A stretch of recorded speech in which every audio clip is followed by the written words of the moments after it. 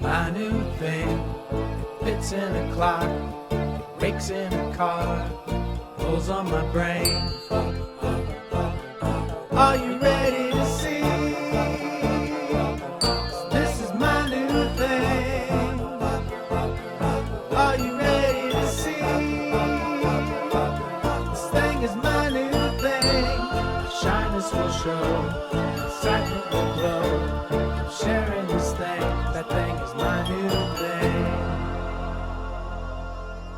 Hi, friends. It's Dan Wilbur. And Zach Sims, and you're listening to My New Thing, the show where funny people discuss their funniest interests, hobbies, and obsessions. And today we're saving the world from godless commies. That's not what's happening. We're saving the world. Is that what the show is? No. We have a repeat guest. We were said returning guest earlier because we don't want you to think that this is a clip show. Okay, we're not clipping an old guest. We're having our friend Gabe Pacheco, who we've gone on the road with, who we've spent years with, who went to my college. We get in there. We talk about that. But I thought it would be a great idea to have him back because his new thing is that he went with a bunch of comedians to go help the people of Cuba. And currently, Cuba is still under a blockade. There's no gas or diesel left in the country. They're running out of supplies for hospitals, and they're running out of energy. So we wanted to talk to Gabe about that. And of course, this is a podcast about hobbies, and we're a bunch of comedians. So for the first, 20 minutes, we just talked about movies we like. So I hope you're excited for that. That's what Gabe came and talked to us about last time, and you should check that episode out. So Well, it's kind of a combo. Yeah. You know, which we like to do. I feel like we like to do a little bam bam. That's what we like to call it, a double obsession, where Gabe initially talks about he's really been enjoying movies where humans hunt humans. Yeah. Which is a subgenre all on its own. And so we talk about that for a little bit, and then we kind of move into maybe more serious matters. But it was, as somebody who, you know, I'm not a fool, but as somebody who's not always the most informed about some of these things, it was good to learn. And I think it's a good, just acknowledgement of the small things one can do in times that maybe don't feel super hopeful or as if much of an impact can be had on a Joe Schmo like you or me. And he's got a vision of the future, which is not something I have. I have a vision of the next 2 days of my life, and it is dreary. Well, sadly, both of the visions involve fooling around with your wife, which was something Gabe talked about off mic. But you know, he's an ambitious guy, and we support him. We support him on that. Now, Dan, what's your thing right now? What's been going on with you? Now, a couple of weeks ago, I told you my thing was manual labor, and I'm back, baby. I'm back. Good. Oh, yeah. I'm moving those boxes. I got mysterious bruises. You would think that I have more knowledge after this weekend, but I don't. I just have an exhausted body, and I'm bringing that up because if you've ever thought I should be a bookseller, just put it out of your mind. Don't ever do it. Who at home is like, man, I just wish this guy would stop this podcast and start selling books. I know. I'm just telling you, everyone has a fantasy, right? Of like owning a bar someday. Wouldn't it be cool if I owned the bar? And then you do it for 30 seconds and you go, good God, this is not only is it difficult, I don't like it. Yeah. So maybe try being a bartender first and then go, do I want to be the boss of this fucking place? Or do I want to be or do I have a vision of, actually I wanted to be a chef at a different kind of place, not a dive bar. I just thought it was a fun idea when I was 21, much like I thought it would be a fun idea to be a stand-up comedian at 18, and I just kept it going, baby. So when I was a comic, I would walk around New York, and I'd go, oh, my God, wouldn't it be so nice, so relaxing if I worked at Housing Works right there and at the bookstore, and I knew everyone, and I smiled at people, and I ran the register, and yada, yada. And you quickly learn that best case scenario, you become like a weird scrivener. You know, like an old Melville, like you're just copying notes and you're looking at big spreadsheets from Penguin. This has to be the first podcast maybe in the history of podcasts that threw out Scrivener. Scrivener. Anybody have that on their bingo card? That's my junk. Well, Bartleby the Scrivener is famous for saying, "I'd prefer not to," when asked about anything that life would offer him. And it's a deeply sad story. And I'm telling you, every bookseller relates. Anyone in publishing, I think, relates. Is that anyone who writes probably relates to that? You're just like, oh, I want this thing so bad. And I think the way to get it is to just be around books and to read a lot. And I'll start writing too. And then you realize that every book job is, you're just in retail. You're just answering the same 6 questions. And so my new thing was, I did this great book fair. It was a big success in Oyster Bay, and I'm so happy that I was part of it. I loved it. But like, you just forget that your role is to just like help people find a bathroom. Yeah, sure. Yeah. Like, you're not changing lives. We had Mookie Wilson was there doing his barbecue and thing. Yeah, I'm sorry. You didn't tell me Mookie was called by? you Mookie. I didn't know until I was on set, as they say. Yeah. And every single person walking by goes, "Mookie's here," and they're like, "He's over there." Hell of a name. Yeah. He's right there. And so we're all talking about that, and I'm just saying, all I did for maybe 3 straight days, and then today again, and tomorrow I'll do it again. I had a little break in there, was like move boxes, check off that the books were there, check my spreadsheets and my, what do you call that when you're like an accountant? I'm looking at the forms. Seems like you're doing inventory. It seems I'm like doing some inventory. I'm a yeah. clerk. And then all of a sudden in the middle of it, I hosted a panel, and everything that we've done on this show and my previous shows before and everything that I do in stand-up helped me make this panel like really fabulous. And so I forgave myself and everything. I forgave everything that was hard because I had this like really stupendous hour of just talking to, real artists, and it was fun. And I got razzed by an author, and he got biggest laugh of the set.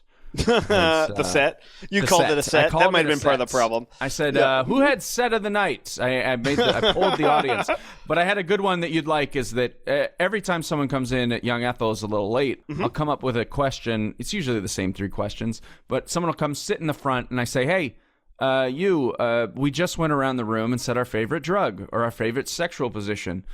And a guy came in like 20 minutes late into the venue, and I was like, "Hey, buddy, we just went around and said our favorite children's book." And he was like, "Ah," and then just sat down. I'm not a pedophile. Yeah. He was like, I don't know you. Yeah. I don't know you. Why? I just wanted to hear. And I was like, "Oh, right, I forgot." But it was loose and it was fun, and I love books and I love book selling, and I just want to say I'm the most tired I've ever been. So that's my thing. That's fitting because this was a sweaty ep.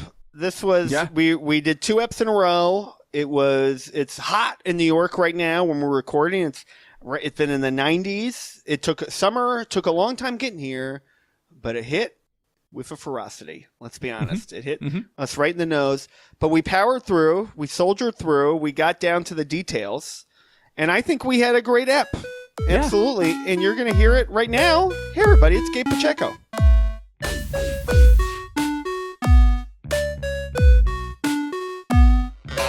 I didn't tell you about Miranda July's All Fours, where she's going through perimenopause and she just starts seducing a man that she meets at Hertz. Rent-A-Car? Yep. Oh, wow. I didn't realize there was a Hertz dynamic. There's a Hertz dynamic. It's like sort of trashy. Like the idea when you explain it on paper is trashy. And then, it's just a bunch of ladies reading it. And then now a bunch of women are coming in to get a book called Strangers, which is just about a lady who got ghosted by her husband of 30 years and they're going to divorce. Yeah, don't know what you got till it's gone. That's right. Sure. I didn't know that. I guess I think it's you could ghost like that. I think that's actually not what the book's about. I think the book is about as soon as he was gone, my life got better. Yeah. And so all these women are reading it and they're like, "Man, I hope my husband leaves me." Yeah. Well, anytime somebody tells me that they broke up, my initial thought is to say congratulations. Sure. Because they probably don't want to hear that, but it is, there's nothing, you can't have anything new until you got to burn the field for new things to grow. That's right. Absolutely. That's what they tell you.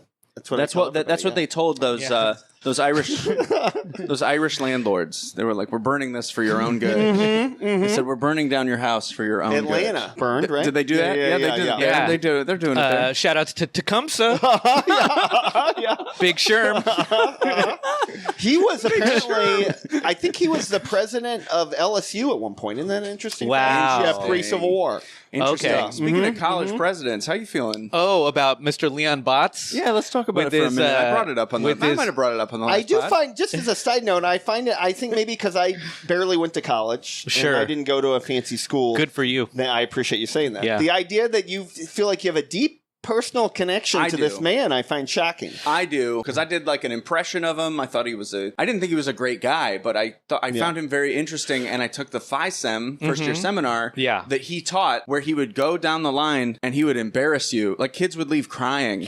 And I remember You got roasted. you get roasted. Well, it turns and out he was negging. basically, he was trying to get fuck in them. there, Yeah, yeah. he was trying Yeah. to fuck everybody. Yeah. No, he wasn't trying to fuck students. He was trying to fuck whoever Jeffrey knew. Yeah. No, he was not shitting where he eats, except for when he invited Jeffrey Epstein to the college campus and to the high school campuses. Yeah, Jeffrey's like, do you guys have a massage classes here?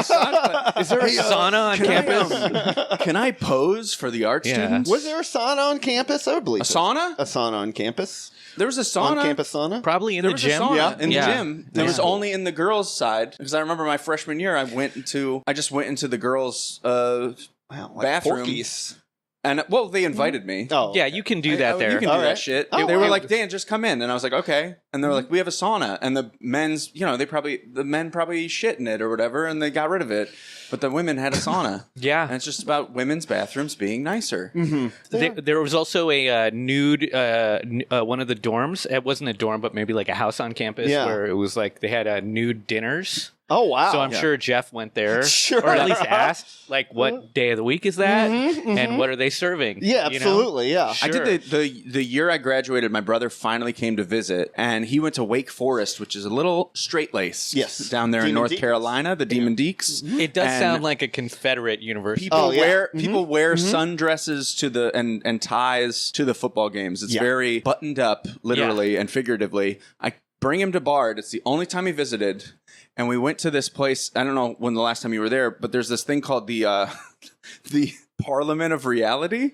It's this big Icelandic with these giant rocks. Yeah. And it's surrounded by water with tadpoles in it, and it's like this magical, like when you walk into it, you're like, am I in just a different world?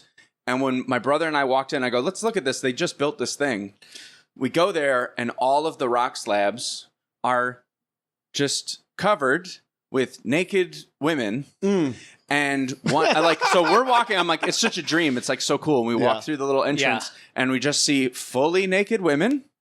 And one of them, she's wearing glasses, turns and goes, "Hello, Dan." Oh, And actual then naked women. Oh, okay. Yeah, no. I mean, like students. I thought these were just paintings. fully nude sunbathing. Okay. Yeah. All right. And then we turned around because I was like, hey, I just said like hello. Yeah. And then we turned around and I'm like, yeah, so that's like a Tuesday for Totally. Tuesday at this Okay. campus. Did you narrate it like David Attenborough? And I was like, when he shows the walruses all like on the And rock. you're telling me casual the it guy was. in charge of the naked rock school was a bit of a pervert, it turns out. A bit of a deviant. He would put his foot in his mouth all the time, and I thought it was great. And then, but I thought it was great because I didn't think he was friends with a child molester. That's true. I thought it was great that he was like just saying shit. You know, and when we think about this, like, you remember Police Academy? How like every Sure, yeah. how Lassard was in charge, even though Mahoney was like the guy. Like, kind of, I feel like Leon Botstein was that version of this charismatic, like. Presented himself as like a super genius, and we all knew about him because he was the #1 fundraiser for the school, and so everything was based on like almost like a Professor X from the X-Men, sort of like, oh, he composes music and he conducts, and the helicopter will pick him up and fly him from Annandale on the Hudson to Manhattan to go meet up with the bankers, Yeah, sure. and like George Soros now has a independent like finance school here because Leon got him, right?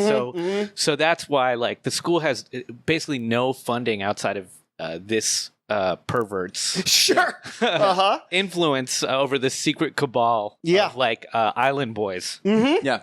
And now it's Soros money. Yeah. That's the big thing is that he Well, that's secured, good, right? They secured $1 billion endowment, but now we actually are Soros trained Okay, all right. lefties. Yeah. So I don't think it's bringing the name of Bard down. Like if you graduated from Bard, you're still sort of you were already a weird little freak who can't be employed. So Yeah. it doesn't really matter.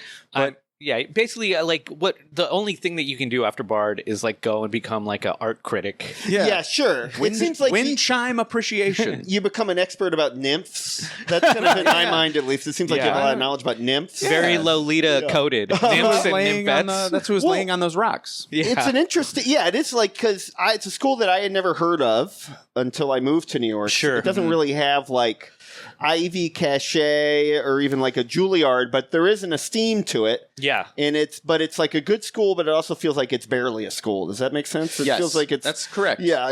It's always on the verge of, like Yeah. they closed Antioch in Ohio recently. Okay. And it's fully closed. Fully closed. Unlike Yeah. Bard. I think they closed it. Maybe they closed it a while ago. But Yeah. they closed Hampshire. That's so right. Hampshire is part of the 5 UMass, Smith, all these colleges sort of right in this one section of town. Yeah. And Hampshire, Okay. which was always sort of as weird as Bard, they closed. Because they were like, we don't have any Yeah, money. yeah, sure. And nobody, like, we thought we'd have our, like, Steven Spielberg by now. You know, we'd shit out a Linklater. That is kind of who what could you're give us some counting money. on, right? Yeah. I guess is that some of these students become really, really rich and successful, right? A rich Yeah. artist. Like the guitarist from the Yeah Yeah Yeahs. Is that a Bard guy? Yeah, Okay. yeah. Beastie Boys. Yeah. Which one was it? I think it was Adam Yauch went to Bard for like a year. Attaboy, yeah, You know? sure. Well, they sent the Yeah. obit in the email. Sure. And they were like, R.I.P. Adam. Yeah. Yep. Who else is Bard boys? I think your boy Chevy Chase. I think he went there for perhaps a year. Okay, yeah. Bard has a lot of like dropouts. Yeah, sure. Dropout That cred. kind of makes sense, right? Yeah. Steely Dan. Kate Berlantz. Kate Oh, Berlant yeah, sure, of was course. there. Of course. Yeah. Kate Berlant was there my freshman All year. the kooky characters. We hung out all the time, and then she left. And R.I.P. Adam ruins everything. Adam, yeah. Adam. He ruined Bard, yeah. Yeah, Bard he's College. literally the reason he probably blew the whistle. Yeah, he did. He That called. son of a He's like, bitch. I got insider I guess info. that would be good if he did that, but still. Gabe, last time you were here, speaking of pedophiles, we were talking about 70s filmmakers. Wow, yeah. And, but not Friedkin's not one of them. Uh-huh. And I'll stop saying that. We're gonna get the show's gonna get canceled. If I Well, keep some of saying the that. best 70s films are a little fast and loose with the Little fast- ages yes. of some of the Godfather Yes. much? You know, come on. So I watched Sorcerer since the last time you were here. Oh wow, I'm so glad I you took the watched- recommendation. It was, Yeah. of course, Very good. Yeah. I can't go a day living with that guilt. You know what I mean? So I tell someone I'm going to do something. I'm like, oh fuck. Yeah. I'd be thinking about it for 10 years if I didn't watch it. That's what I know about you and both of you actually is that you're both men that honor your word. yeah. It's more of a fear based. That's why I just don't say much. Keep the words low so you can honor them easier. Yeah, that's right. Well, that's one of I the have- 4 agreements. Yeah. I believe in that book. It is actually Whatever true. that book is. I have over in my little physical media den over here. I have To Live and Die in L.A. on Blu-ray, which I've been enjoying. What a wonderful Yeah, film yeah, yeah. too. Yeah, something yeah. like You both been Friedkin pilled. Yes, That's right. Loved his mom, Friedkin. Loved his Oh, mom. yeah. That's Yeah. something I read. Easy Riders, Raging Bulls, Sure. kind of recently, and that's you find out that they're all evil in various ways.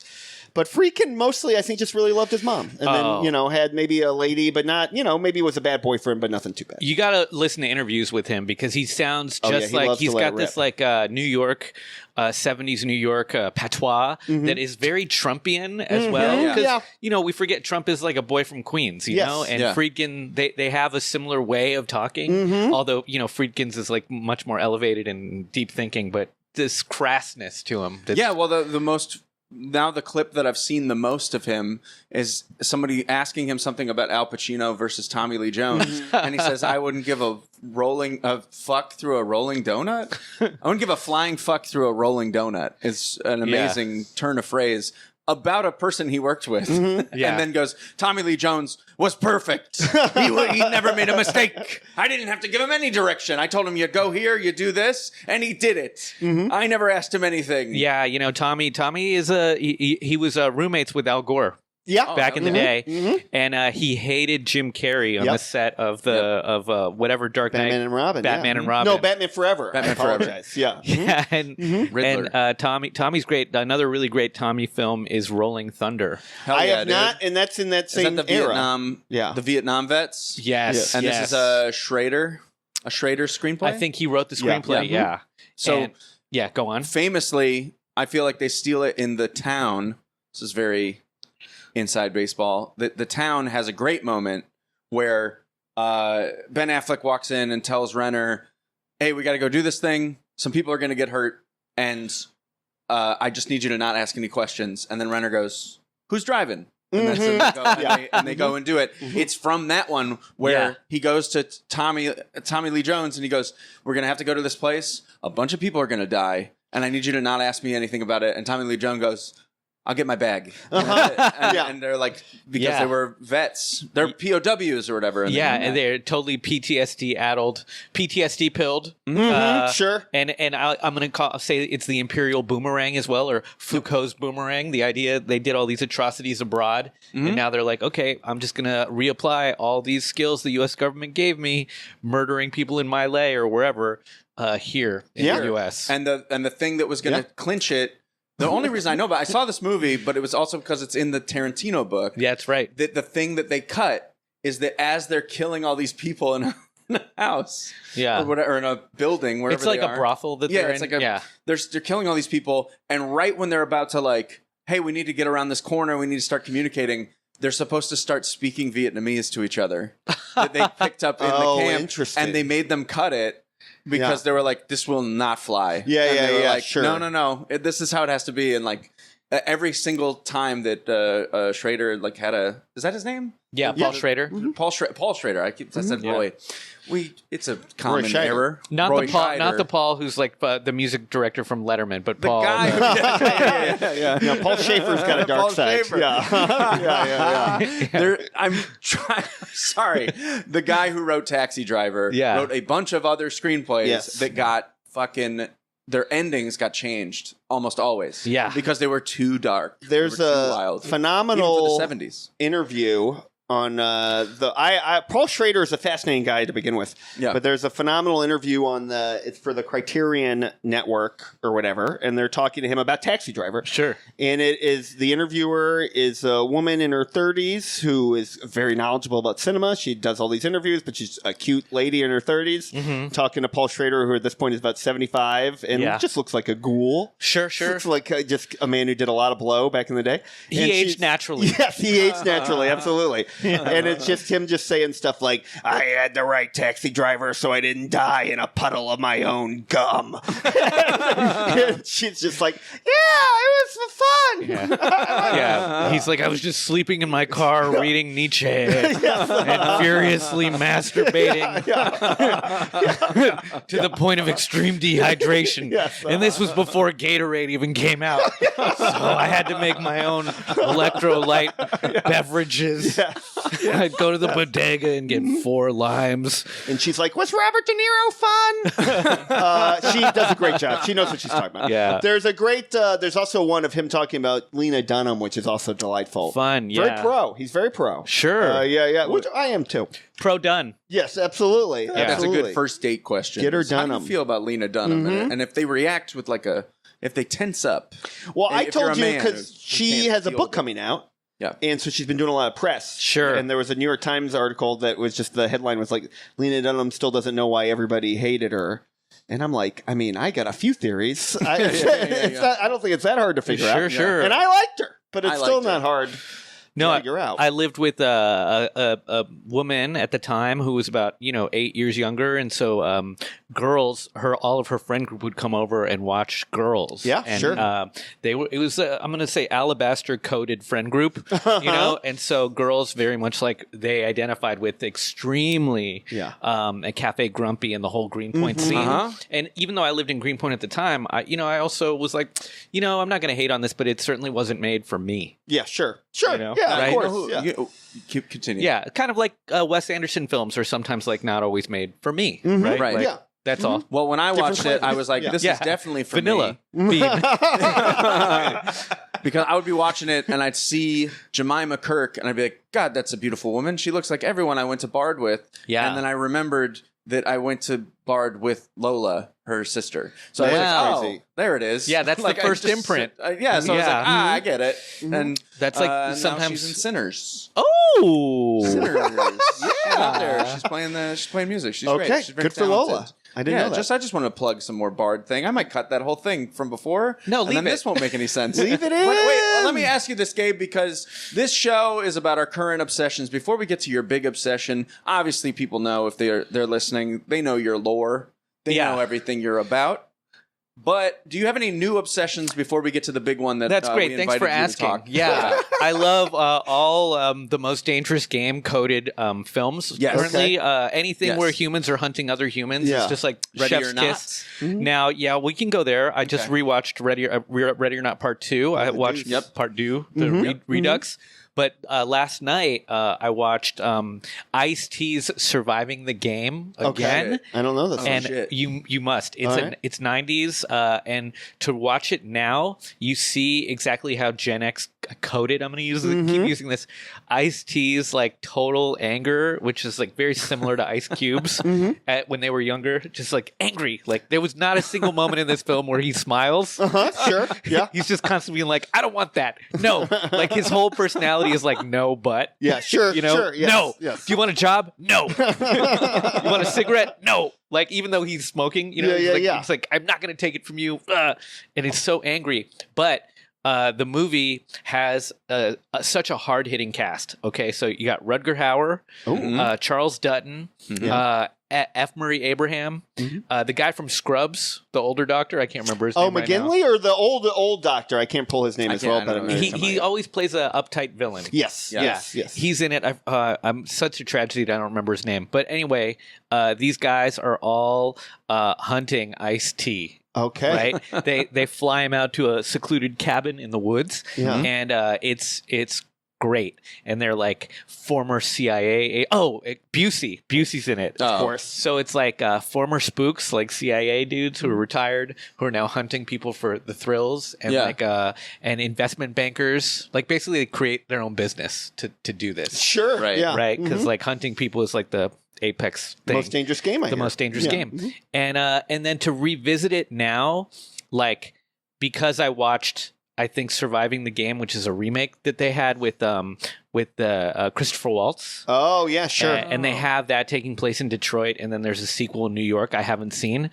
But to think about how great even B movies, how superior they are to like the type of films that we make today that go directly on streaming, because first I watched the Christopher Waltz one, and it was like so maudlin, where they start with like 30 minutes of exposition to like pull the heartstrings. The guy's got brain tumor, and like he's got to make money to feed his pregnant wife to make sure that the kids are set for life, and it's so boring. Yep. And then you go back to like a 90s film, and within like 4 minutes we're like immediately in the woods getting hunted.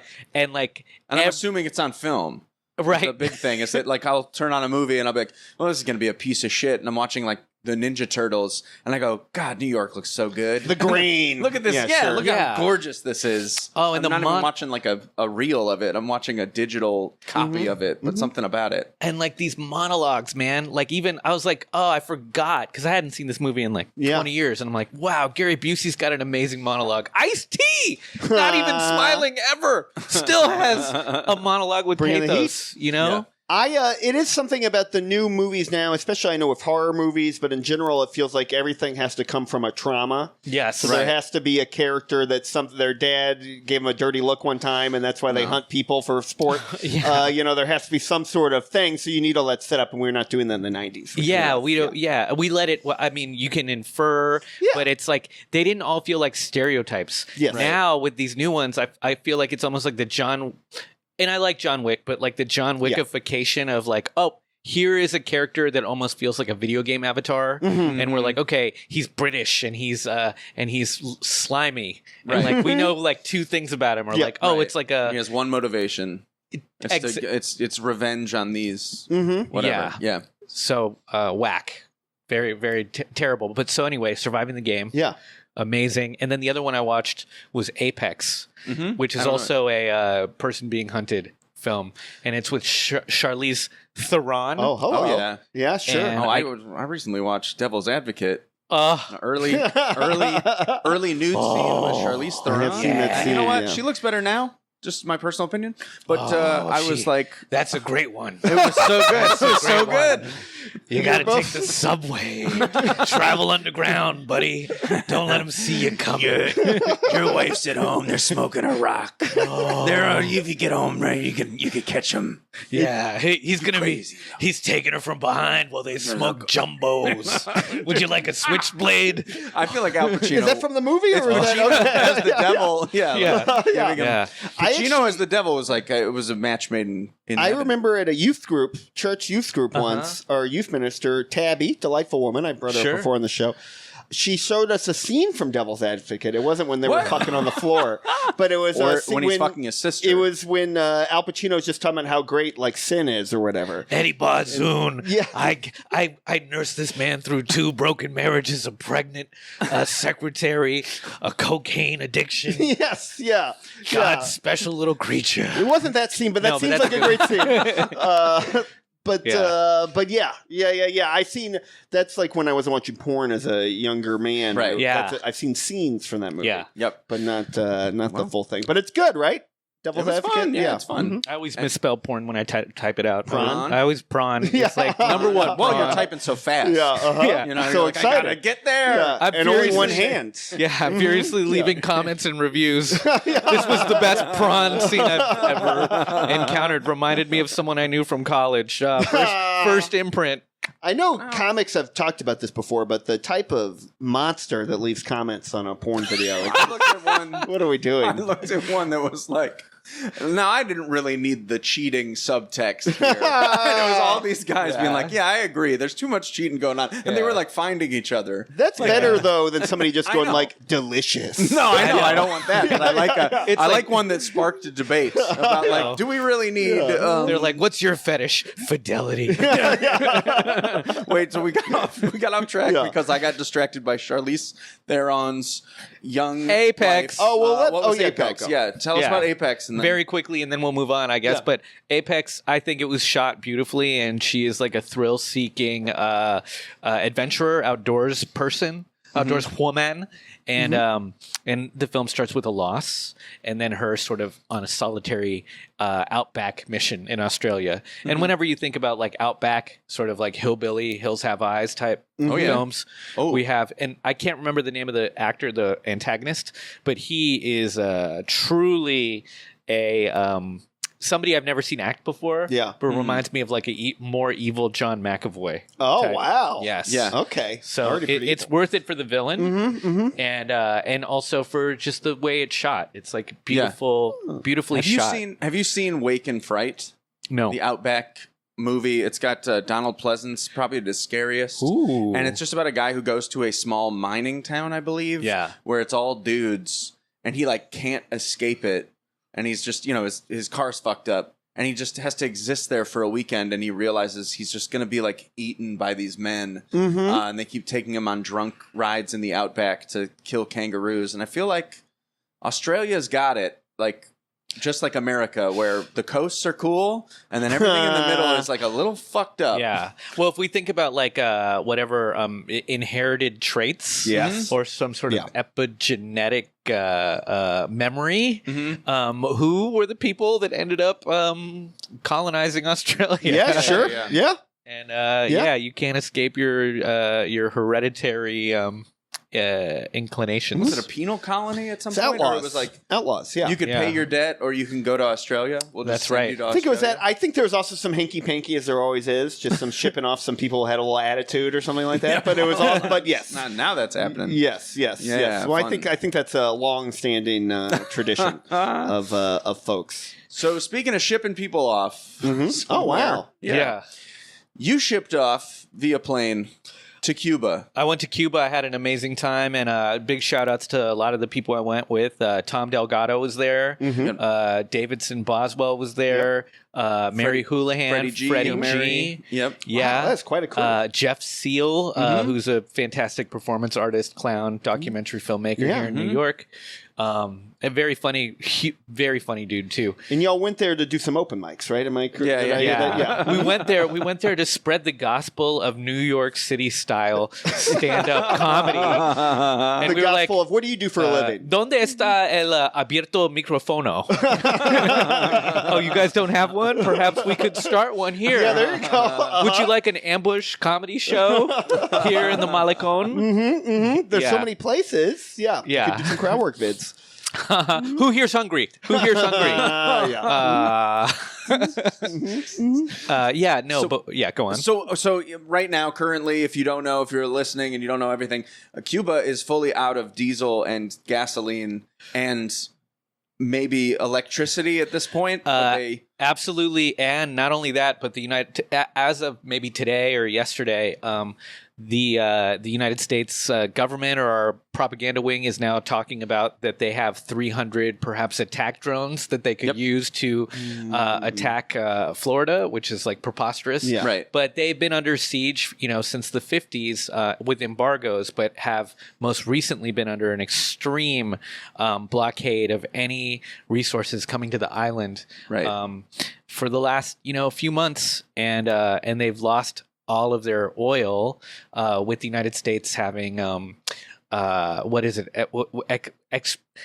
Extrajudiciously kidnapped Maduro from Venezuela, and that cut off Cuba's pipeline to like oil because Venezuela was one of the few countries that was still able to give them oil. So when we took him, and Maduro is now in like a jail in either Brooklyn or Manhattan. Just hanging out with like Luigi. Oh, what I'd love to give to be a fly on the wall. And Luigi's like, I don't speak Spanish. That's the whole thing. He gets a long monologue from Maduro. Oh man, so what if they both just like spoke Vietnamese to each other in code? That'd be great. And so when you went, this was before there was a blockade. Yes, but they still had oil, and part of it was Russia was sending some oil. There was.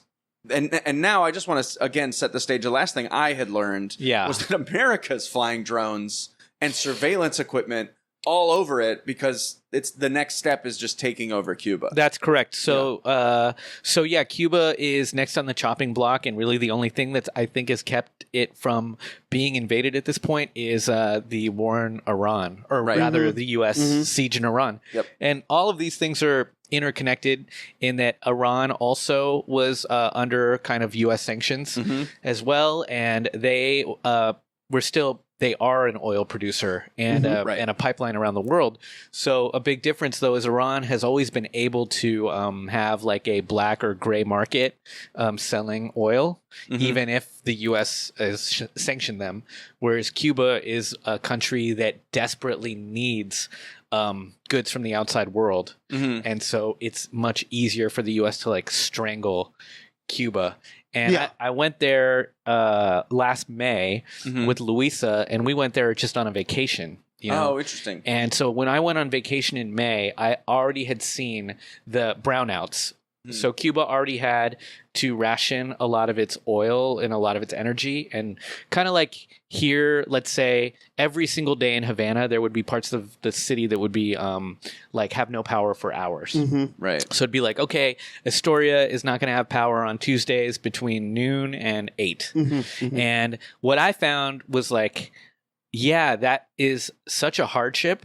100%. But something I also found so liberating about that was if everyone is suffering at the same rate, it was like, oh, there are no email job people in that neighborhood at that time. Yeah. Like we are all living together kind of. There's no like grind culture because you're like, oh, okay, the air conditioner's not gonna be on. There's no lights in here. I can't watch TV.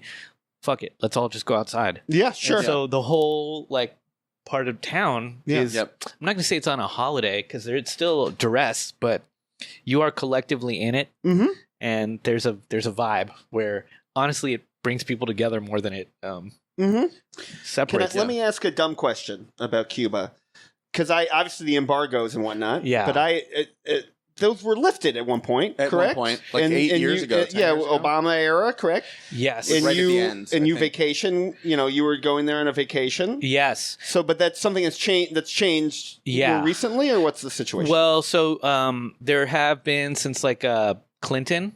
Yep. There have been the ability to go to Cuba. It's opened up in different ways over time, and I can't go through the complexities of every administration's policies, but they during the Obama era they did sort of focus a lot more on a parallel tourist economy, and then I think it shut down a little bit more during Trump, and then Biden didn't like alleviate any of it, and then Trump 2.0 is like so much harder, and like Marco Rubio being one of his like main people now. Rubio comes from the class of Cuban Americans that cannot wait to recapture all of the land that they thought was stolen from them by Castro nationalizing so many things, but also like that first wave of Cubans Americans that came here,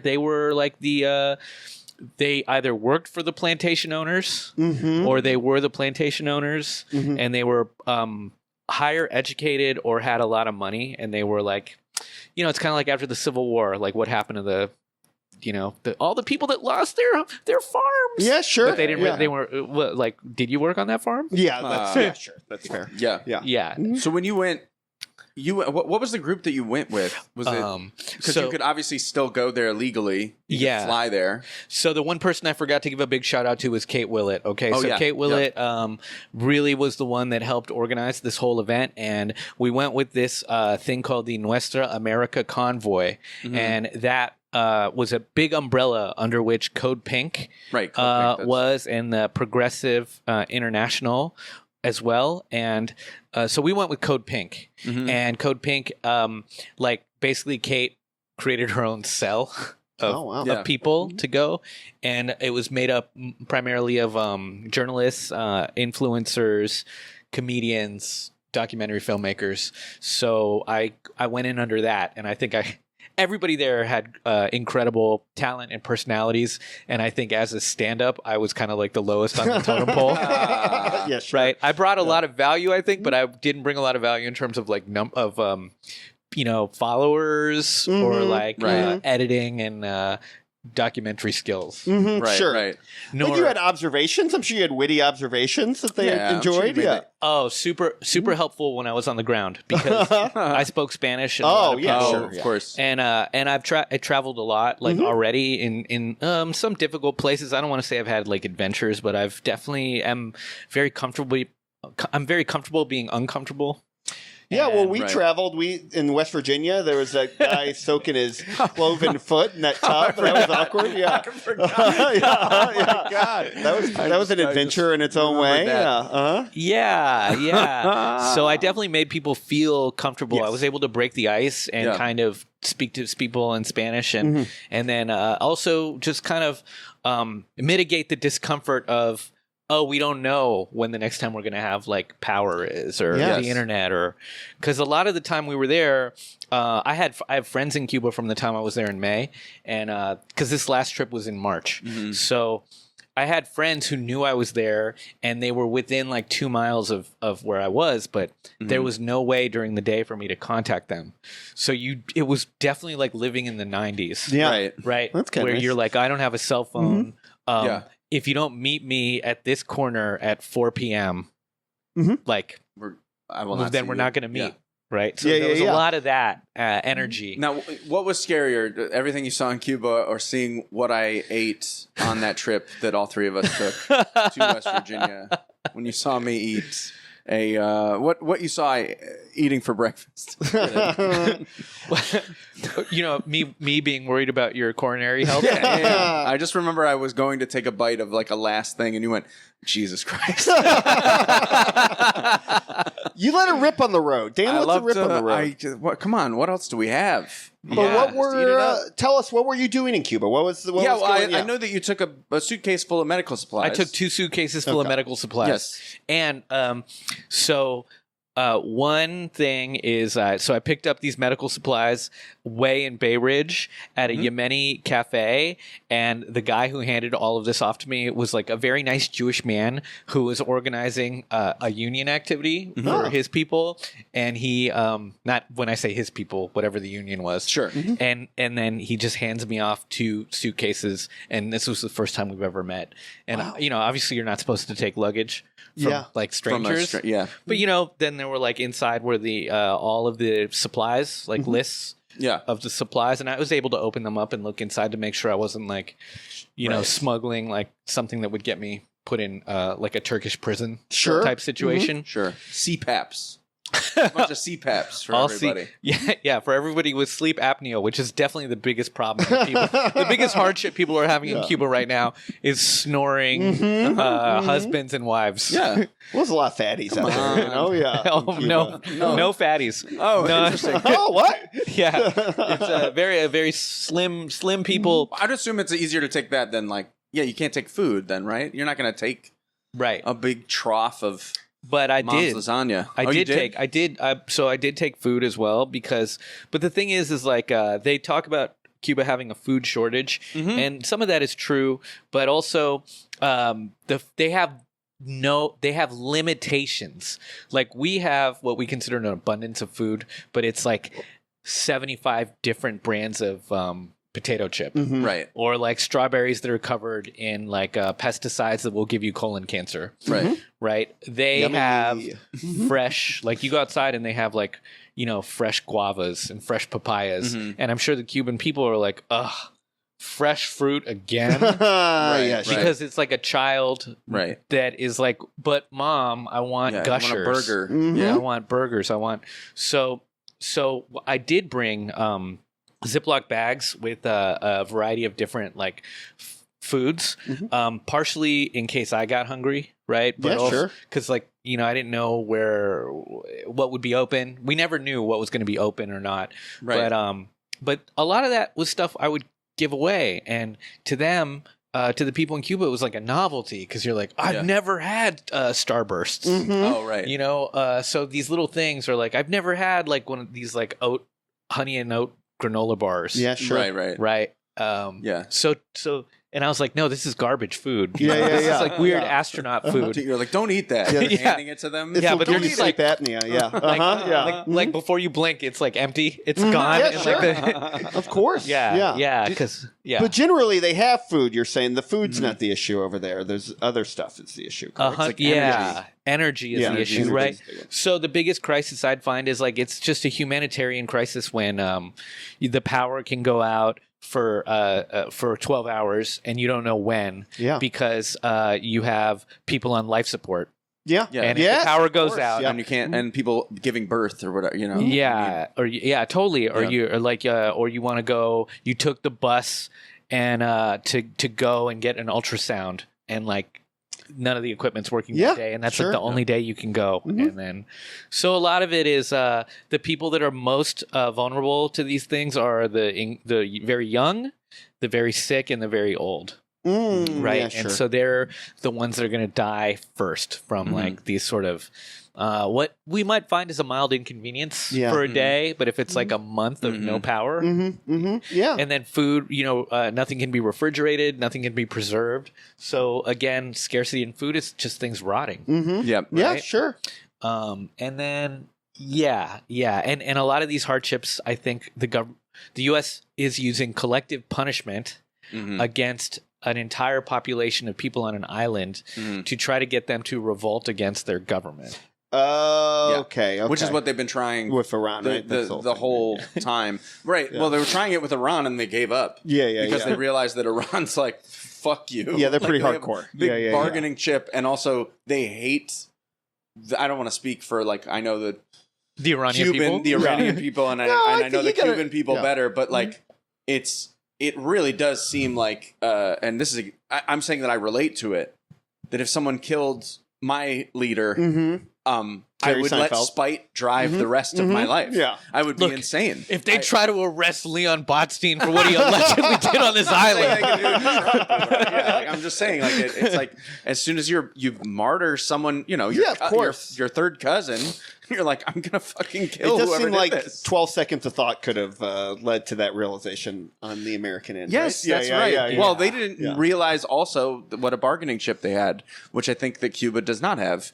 Cuba's just an island sitting there that was getting gas from Venezuela, and the Strait of Hormuz is like the most important section of the world. yeah. And I think, you know, something Cuba has is like this moral authority that where as so much more of Latin America and Africa has become like what is it, through neoliberal policies, a lot of their public health sector has been like privatized.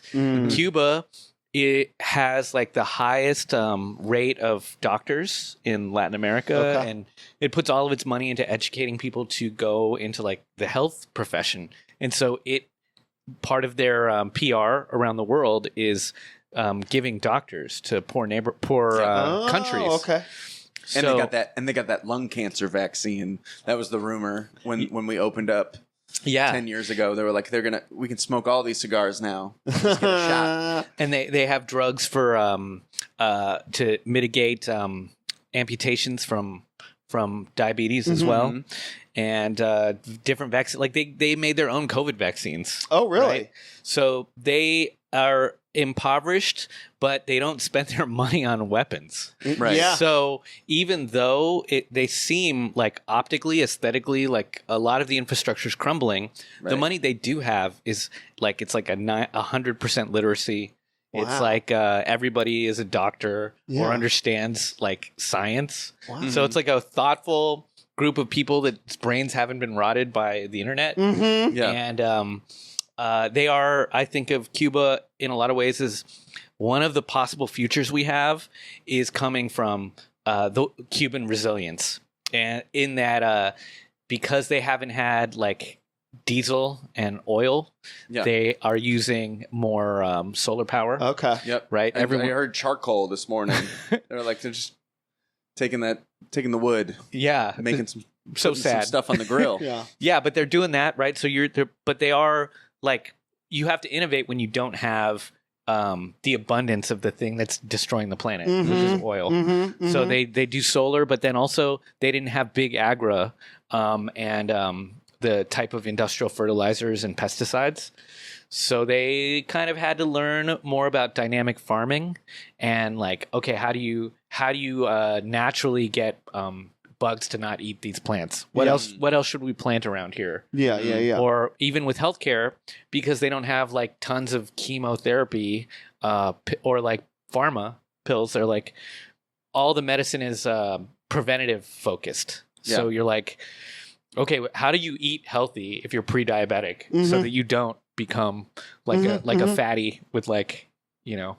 They tell it to me every time. Every single time. Yeah, that's how Like, that Dan, when you were eating, when you're on the road, I'm like, my man. You should have seen me this weekend. I had to work book fair, and I really just anything they brought to my table, I was like, Yeah. put that empanada there. No, me man. take Have it. some okra first. Yeah. Have some Little nopales, arugula. dude. Yeah.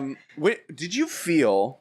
Because I know obviously you've done more research than us. Did you feel like you saw enough of Cuba to get a sense of like how impoverished it was? Did they keep you in a section? I'm just picturing in my head that there's like the same way they did in the Interview in North Korea, where they're putting you in a fake grocery store and they're like, look, the lights are on in here, Gabe. Why don't you go home and tell them that Cuba's just fine? Was there any kind of like that for the well-meaning tourist, or did you feel like you saw the real? On day one, they did put us in these buses after we got to the hotel. About 500 of us went on buses to like the outskirts of the city to a convention center, and the president of Cuba talked to us for like an hour and a half. Oh, so you got a welcoming committee. So we got a welcoming committee, but I don't. But you know, also I'd say 80% of the Cuban people that we ran into on the street, because Havana it's like New York, you know? Yeah. I mean, it's not like a metropolis like this, but it's a bustling city. Right. But, you know, we were the best thing on TV. Like, everybody knew who we were. Oh, wow. you Okay. know. And part of that, too, is because the tourist population has dwindled so much Yes. that we also were adding to their economy, right? They were so grateful that we were there, and they were so grateful that we were bringing. Because the mission too was like to use our platforms to get the message out about what's happening. Right. So I'd say the U.S. media doesn't really show you that much about Cuba, right? Like Yeah. people don't really see anything about it, or you hear like Cuban Americans talk about how it's like a repressive police state. Well, that's what And I'm that's like- what I'm thinking is that when I'm talking to people who are friends from Latin America or they are of Cuban descent, and they're like, "Well, I'm never going there because my grandma would murder me." Yeah, well, and they're also dummies. They might as well be immigrant. They're ignorant, right? Yeah. It's kind of like, you know, people in my my family's from Mexico. I've been to Mexico so many times, and yet I might hear an American be like, "I saw Sicario." Yeah, they're just gonna chop you up and throw I you get in a vat Well, with these were acid. people who, to be fair, these were people who left Cuba. Yeah, I know but we they're- started with the but- plantation people. Yeah. Also, but these people, when I meet them, and I'm like, "Oh, if you haven't gone there, shut the fuck up." I get it. That's you don't what know I'll tell anything. them next like, time I see your, them. Your grandma told you about how hard it was. Who even fucking? She's an unreliable narrator. Some old Yeah, lady that's with true. dementia is telling you that somebody stole her plantation, and now she's upset. Like, That's no, true. you I mean, have all to. our grandmas told us we'd turn gay Sure. if we moved to New York. So, and they Yeah. were right. But I'll give an example of this from our real lives. Like, you know, I was in West Palm Beach for a wedding, and West Palm Beach, I'd never been there before, but most of the people I met were like, I'm gonna say very like boomer, all boomers, sure. and they were all like Irish American or Italian American. They all looked like Scaramucci. Sure. Right, and they all live down there now in Tommy Bahama outfits, and they're like, "Oh, yeah, I'm from New York. Oh, I've been down here for 10 years. I didn't know I'd ever leave New York. You know, oh, but you know, this place is paradise." And I'm like, "Oh, okay, Yeah. And they're like, "Oh, yeah, New York. Oh, it used to be." I'm like, "Where were you from?" And they're like, "Oh, the Bronx. I was from Pelham Bay. You know, and or I was from Hell's Kitchen. Oh, yeah. So it was great." And well, how do you feel about New York now? And they're like, "Oh, New York, it's changed." Yeah. Yeah. And I go, "Oh, wow!" And in my mind, I'm thinking they grew up during the Warriors era. Yes, right? And Right. like, and they Right. with like burning buildings and like Right. you know, but they're like, "Oh, it was so great." And now, and I'm like, "Well, what do you mean it's changed?" And they're like, "You know how it's changed." You know, and now it's the Sharia Donnie. law, Yeah. and it's all and like they're black and like literally like dog whistling, like their black people can walk on Park Avenue now.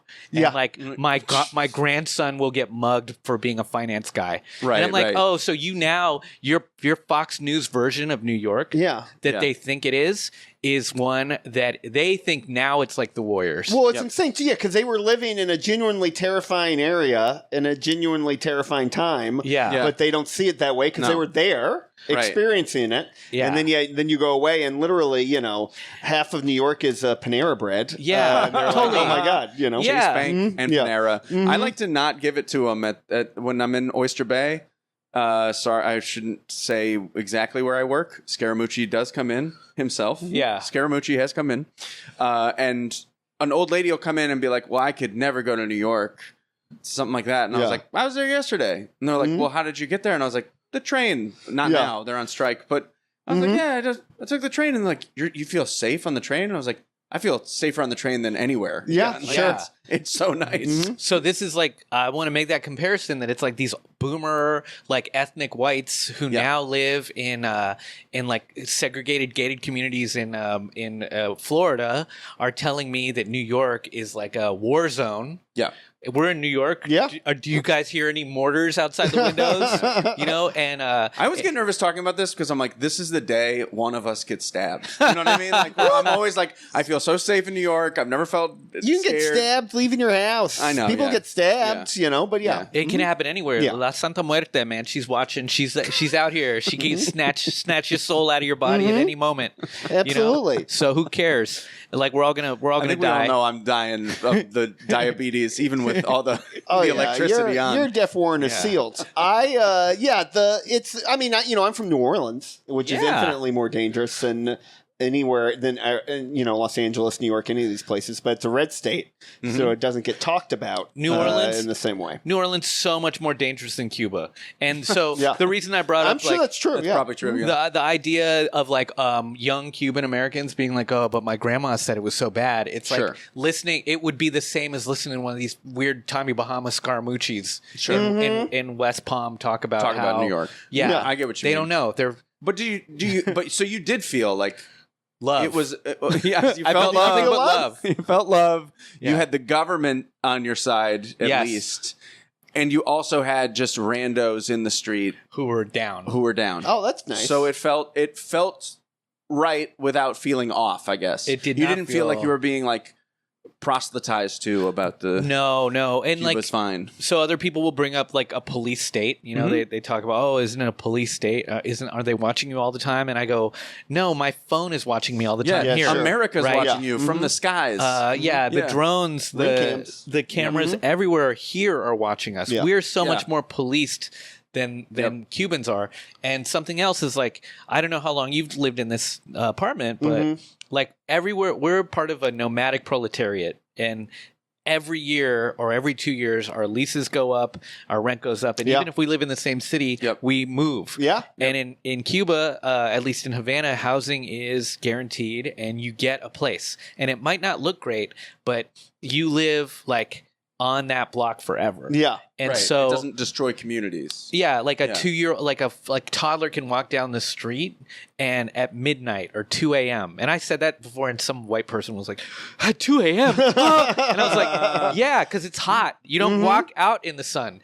You could have a child walking out on a street in Havana at 2 a.m. and there's no stranger danger. There's no Right. van that's going to pick them up and take them.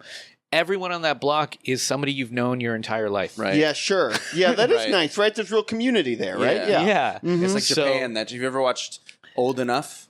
Which sounds so That is disgusting. Sounds or like whatever. it's your president. Is it called Old Enough? Oh fuck! I hope that's how it. I hope I'm getting this right. Old enough. boy. Old enough. The book Chomsky wrote after manufacturing consent on the flight. There's a Japanese show where they have kids. They film kids and narrate it like it is keeps a getting nature worse, man. documentary. Where I know what you're the talking kid about. has I a do know what you're talking about backpack now, and they yeah. go get me Yes. 3 eggplants and an onion and bring them back. We're gonna have whatever weird thing I'm making. Grandma's making it, and the kid goes okay, and they film it and narrate it, and they're like, "Is he gonna do it? Is he gonna make Yeah, it?" yeah. And he walks like 2 miles, and the kid's like crying. 'Cause Yep. it's his first time going out, but Yeah. he's a tiny child. Like things I wouldn't have done at like 16. You know? Yeah. I do enjoy seeing children cry, but that's a side note. But I will Yeah, but say, they make it. They persevere. see, I don't care for that. Now, do you feel now, Gabe? I feel like you've always been a quite open-minded person and Sure. knowledgeable about all these things. But do you feel like a trip like that has opened your mind further? Has it enriched you in some way? Not that to make it Oh, selfishly man. about you, but you know. Yeah, well, I think there is like being black-pilled is so easy in these times. Doom scrolling and like looking Yes. at the inevitable collapse of whatever this system is. Yes. And it's easy to be like, well, it's all over. Be it climate change or be it a potential race war here or like some sort of concentration camp set up with ICE or things like that. But doing anything helps reinvigorate a sense of hope. Yeah, sure. You know, and like and also agency, personal agency. Like just take a step in any direction to do something esteemable for your own self-esteem. Yeah, right? Yeah. Yeah, no, that's fair. Yeah. And now like it's self-selecting all the people that went on this trip. Like I named all those comedians before who went, and now I'm like, man, I love all of you because before even getting to know your personalities, I know you have principles. Yeah. Right. So that's like a good foundation. Yeah. To like building relationships with people is starting from a place that are you aligned with like the things that Yeah. I'm into? Because like you don't want to date somebody and like 5 dates in and you've stopped wearing rubbers. And now you're like, oh shit! 5 dates 5 in. days, whatever. You pick a. I know you're like for half a date. I know how you guys move. My first date is always we go to the clinic. Give me the report. But like, I guess enmeshing yourself in someone's life, Yes. and then finding out that that their parents are both police officers. Of course. Yeah, and then sure. you're like, oh God, like I can't now. Now I have to like stop this emotional entanglement, Right. Because I don't want to be affiliated with fascist, Right. Yeah, and sure. their family. I Right. never want to go to your family events. Yep. Yeah. I know exactly what you mean. I mean, I've seen marriages break up. Like Yeah. someone saying you care too much about politics, and you're like, that means like you either have no politics or we're at odds politically. And now in this moment, it's like to be at odds politically. You're sort of saying one of you has empathy and one of you Yeah, doesn't. stickier than it used to be. It's stickier than it used to It's be. fine to like be checked out, but I think it's not fine to not care. Yeah, I'm not saying that they have to be like ready to go kidnap like our generation's Patty Hearst. Right. Right. Or being, because I'm stupid and in very much have my eyes on what is happening in politics. Yeah. What stupid thing they said so that I can write jokes about it. And that's different than actually having a moral compass and saying, this is the policy I care the most about.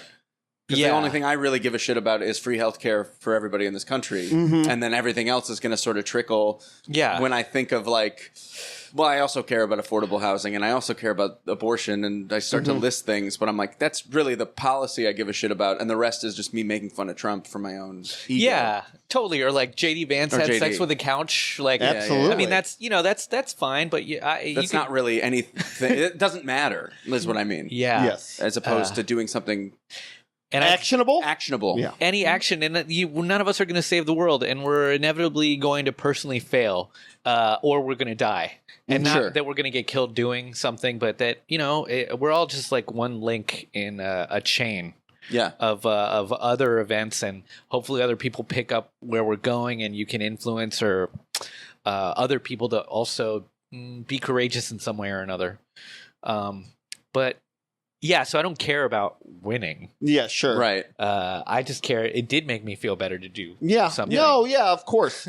Taking action, seeing the world in different ways always helps. I have a new joke about being horny that I think is really going to change some minds. Yeah. That's my contribution. That's we all a good contribute in different ways. Look, you know? the more sex negative you can make people, the better. Shut it down.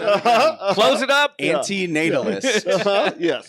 DSA subscribing. Yeah. Gabe Pacheco. You like to get it wet? Stop. Dry it off. So Just asking, do you like to get it wet is a good way to dry it up, I found. Yeah. From my experience, at least. Yeah. So Don't we put that usually- on a beer koozie. maybe we just covered it, but we usually ask at the end of these, what can someone do if they want to get into your current obsession? Which I guess you said it's just about finding a thing that you could do to maybe fix the world a little bit, but maybe specifically Cuba if people wanted to find out more about Code Pink. Or... Oh, man. I would say, yeah, definitely check out Progressive International on Instagram or Code Pink. And Code Pink does a lot of stuff with, I love the lady Medea, who's kind of like the face of it. And she's always... I love her movies. Yeah, dude, it would be so awesome Medea if, goes to Cuba. if Tyler Perry hung out outside of Congress and just started heckling Chuck Schumer for taking AIPAC money. I'd pay to see that. So, but yeah, finding these people online is one, a good place to just sort of see the bravery and kind of like see what's happening. But then I go to the People's Forum sometimes here in New York City, and I took like a little class there on called "The Artist Must Take Sides." Take a side, and so they like covered what did they cover? Cultural hegemony and Gramsci, which is like very Bard like theory. Yeah. But they did like a 4-week seminar on different ways that artists throughout U.S. history have used their platform or how their art was informed by politics. So like an example would be the Harlem Renaissance. And I know that in middle school I had to read like Langston Hughes, right? And but we've only read like his poems about like dreams being deferred or some, right? And it's like more about racism. But then you realize that he was like a diehard socialist, and like he's got all these like firebrand poems about the revolution, but like nobody reads about those. But they're like, no, see how he was. You don't get this like kind of identity politics thing. They've like a lot of the artists in U.S. history have been like neutered of their political, the framework that like informed them to just give you, or like Helen Keller's another one, not necessarily an artist, but people are like, oh wow, it's so inspirational that this like deaf, dumb, and blind lady taught people. But it's like, oh, but did you ever read her political tracks? Where she's like, we need guillotines. Good for her. Yeah.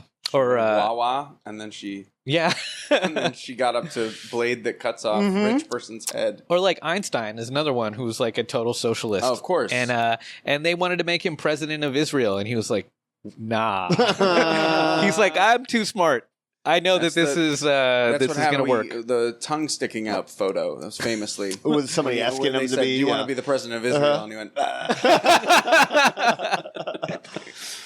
Well, thanks, Gabe. I feel like thanks. Are you feel satiated? I feel good. Okay. You guys should watch Che Part 1. Yeah. I've never seen I know, Che. You texted me. Yeah, Soderbergh. Yeah, I've never seen Che. That is Pretty that good. is one to watch. It's got Benny Del Toro. I do like the rec I have for you that I saw was there's an episode of The Twilight Zone called The Mirror, and Peter Falk plays a fictional version of Castro, right? It's Che and Castro mixed together, sort of. Yeah. And I really was blown away. So I was like, Yep, they both have. so great. And he smokes the cigar. If and you you're ever like, wanted to it. see Castro with a lazy eye, go check out. And he does Columbo voice. He does sort of like Columbo muttering, but he does a Spanish accent that's not great. Yeah. Doesn't hold up. No And bueno. That's no bueno. You got to see it. Gabe, thank you so much. Dude, thank you so much, man. I love this. You're the best.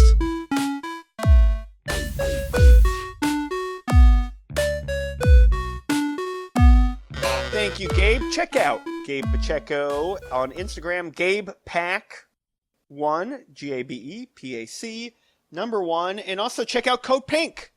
I saw Gabe shared some videos with us after the record about some of the stuff they're doing out there. It's really interesting stuff. It's good stuff. I think it's worth being a little bit more educated about. Kind of just things that are happening there. And the fact that, I don't know, it's just like nice to see people doing things, right? It's just nice to see people like attempting to make a difference. I think it's a good thing and worth supporting. Dan, where can we find you on social media?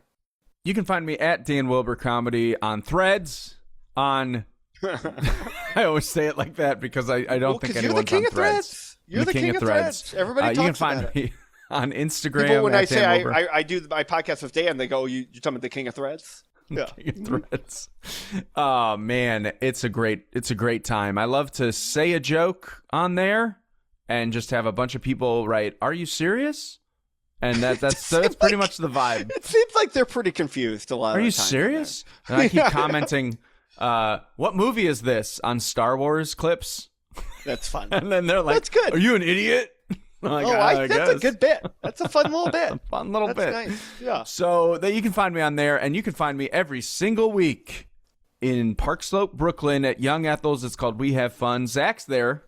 But Zach, where can we find you on social media? Also, Zach Sims on Instagram, Zach Sims Comedy on TikTok.